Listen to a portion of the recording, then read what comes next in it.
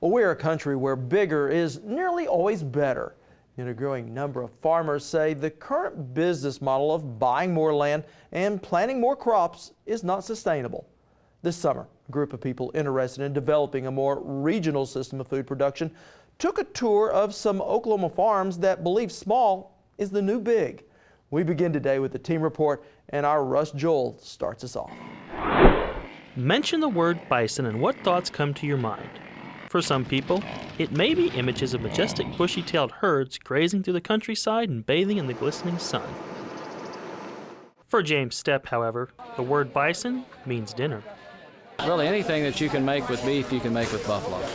Stepp's Wichita Buffalo Company outside of Hinton was just one of the stops on this year's Future Farms Tour, a journey across Oklahoma that gave its participants a peek into what the future may hold for the world of agriculture.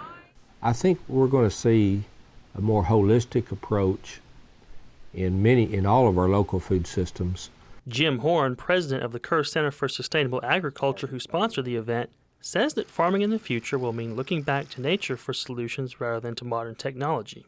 Nature provides us with a lot of diversity, a lot of production, and we need to be able to make sure that we capitalize on that and that we're not always fighting nature.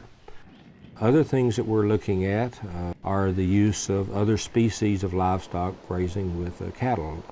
I mean, this is the perfect red meat for the future of the United States. On his ranch, Stepp demonstrated how he has already put the alternate species principle to practice, having turned his brand of bison meat into a familiar household name.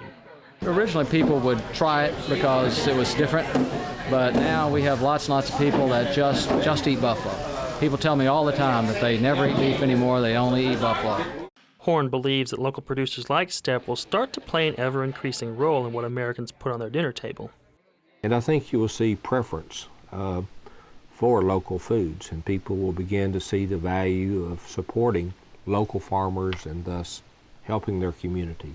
A phenomenon which will ultimately affect the entire population. Ultimately, we are all interrelated, and what happens to one of us happens to all of us. And so I'm hoping that that we restore a little bit of sense of balance. I think big companies are too big, and I think small companies need help.